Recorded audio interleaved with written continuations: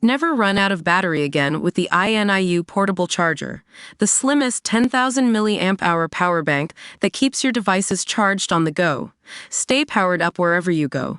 Click the link in the video description to shop now on Amazon.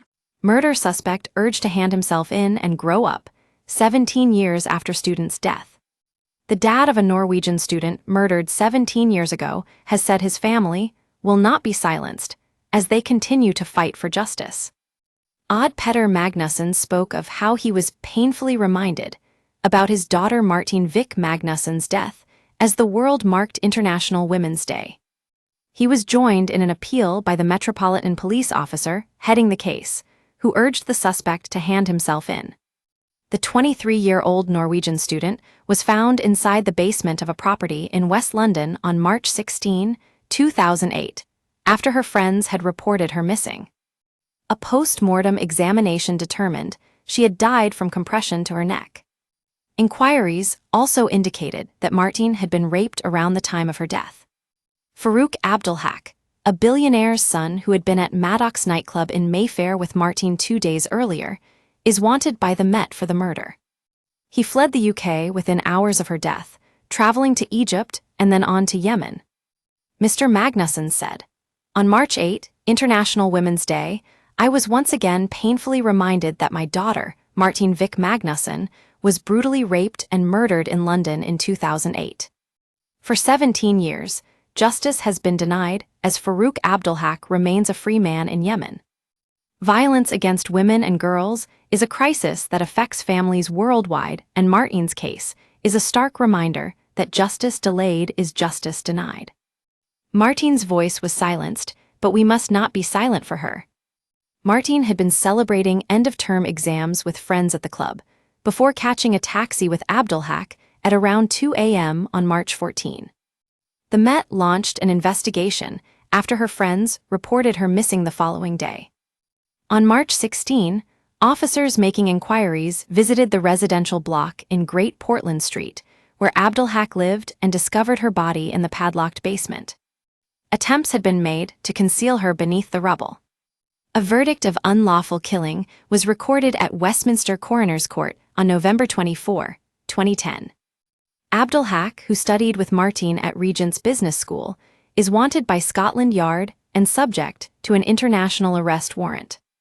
The 38-year-old's late father, Shaher Abdulhak, had an extensive business portfolio including petroleum, property, soft drinks, sugar, and tourism. In 2023, Farouk told the BBC that Martine died as a result of a sex accident gone wrong, and "I did something when I was younger. It was a mistake." Mr. Magnusson has previously appealed directly to the suspect via Metro, saying, "Have some dignity and show some respect for my family and Martine by going back to the UK to tell the police what happened to her. The alternative is less freedom, less quality of life, and the possibility of someone securing justice in a much more brutal way." Martine's family has spoken out more broadly against violence against women and girls and created a park in her memory in Myanmar. The Safe Space hosts an annual conference for women to advocate for their rights. Detective Inspector Jim Barry, leading the investigation at the Met's Specialist Crime Command, said, "Despite Abdulhak's refusal to come to the UK, we are as committed today as we were in 2008 to get justice for Martine. We're releasing a more up-to-date image of Farouk Abdulhak and hope that someone can encourage him to do the right thing and hand himself in to UK police." Throughout the last 17 years, specialist Met officers have been committed to securing justice for Martine. Her family continues to support the investigation. Det Insp Bari said, "My message is directly to Farouk Abdulhak. You have been running and hiding for 17 years. You participated in a BBC documentary, providing your explanation as to what happened. It is time to grow up and face your responsibilities to Martine and her family.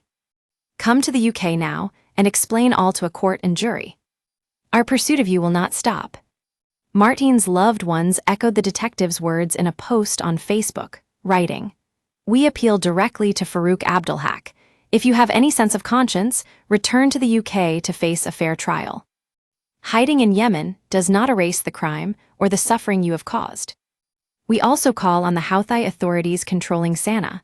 Justice is not negotiable. By sheltering a fugitive from a horrific crime, you send a message that violence against women has no consequences. You have the power to end this. Ensure Abdulhaq is returned to the UK to stand trial.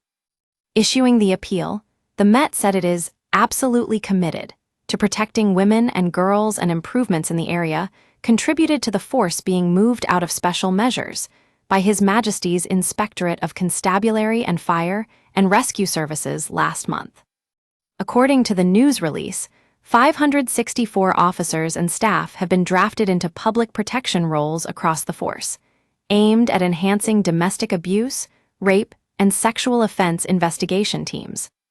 The Met also said that in the past year more than 450 people have been charged with rape or sexual offenses.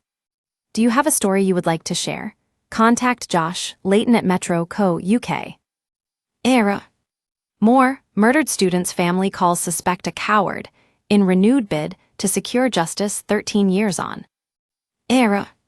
More, the Queen shared deep sorrow in private message to family of murdered student. Era. More, father of murdered student tells suspect, you can run but you can't hide. Never miss the biggest stories with breaking news alerts in your inbox. This site is protected by Ray CAPTCHA and the Google privacy policy and terms of service apply. Your information will be used in line with our privacy policy.